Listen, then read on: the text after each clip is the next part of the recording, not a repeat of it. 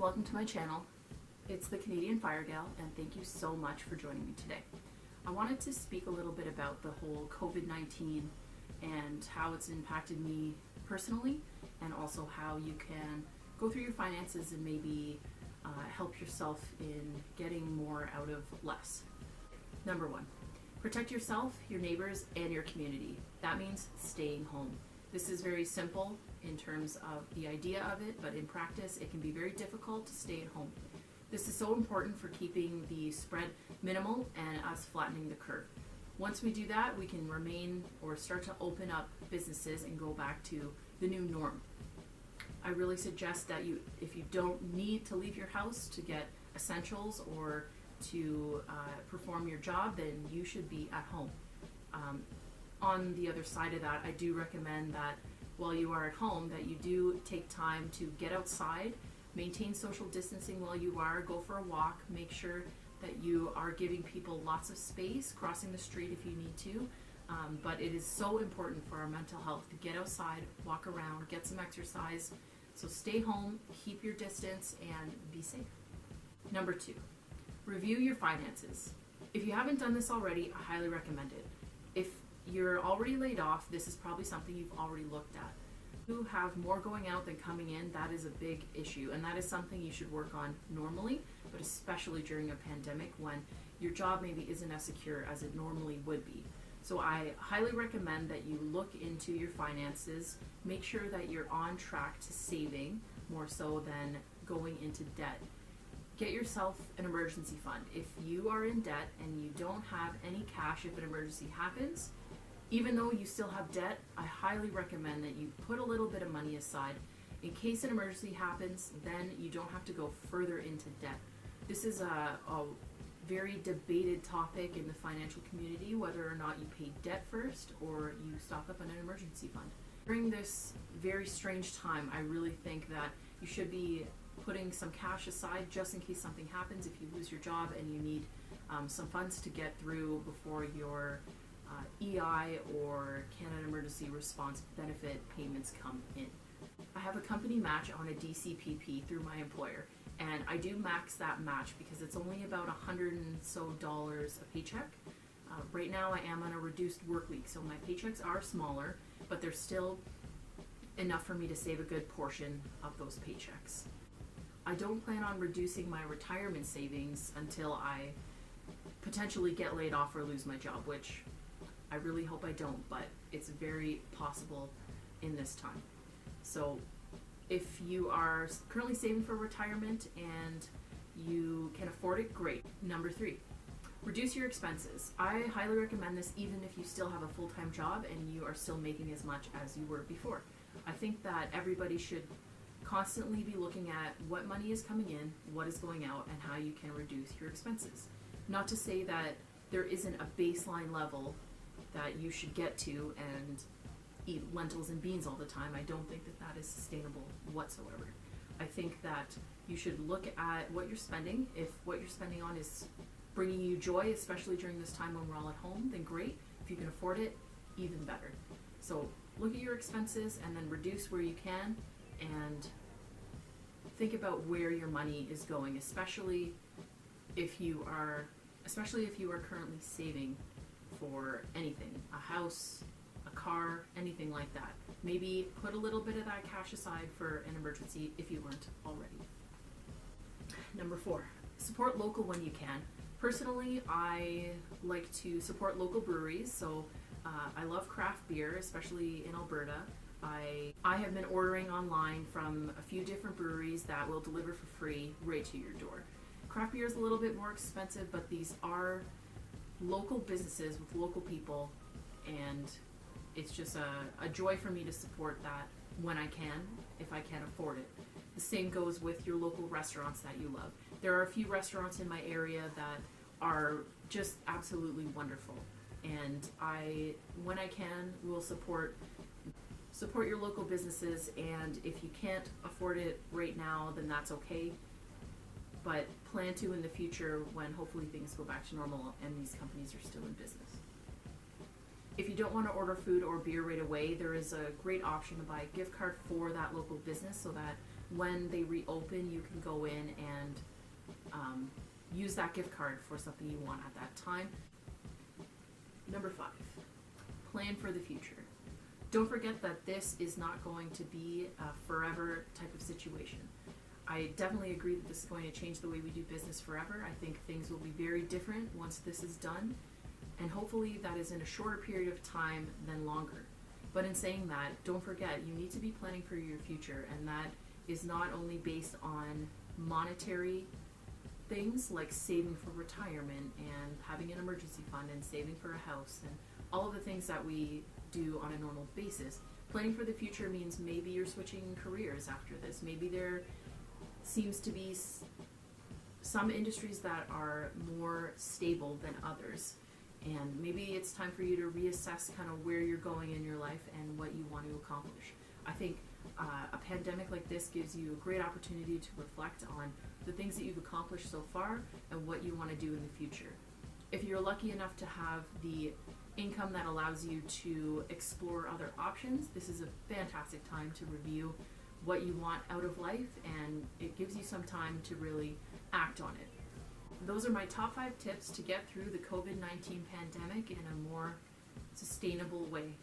Let me know in the comments below if you have any other suggestions on what you would recommend in helping everybody in this COVID-19 pandemic. I'd love to hear from you. I currently work from home. I do outside sales as my regular full-time job, so pretty much I've worked from home for the last 5+ years, and I'm very used to it. I don't mind it. The only thing I really don't like is that I do find that I'm not as productive at home as I would be in an office setting. So that kind of sucks, but not everyone is that privileged to be able to have that choice and to be able to afford it. My company recently, probably about 3 or 4 weeks ago, cut everybody's week down to 3 days a week. And I really don't mind that. I think it's great. I actually enjoy being home just a few days a week. I went to Florida about a month ago, and when we got back is kind of when all of this COVID stuff was blowing up at the border, and there were signs everywhere, and we were kind of concerned that we wouldn't be able to get home. Managed to get through the border before anything kind of crazy happened, and they closed the borders. So we got home.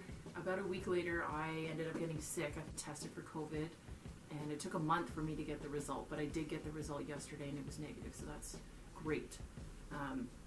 Hopefully anybody out there watching this is lucky and you don't have any loved ones that have the coronavirus or the COVID-19 disease caused by it, and that you are doing well.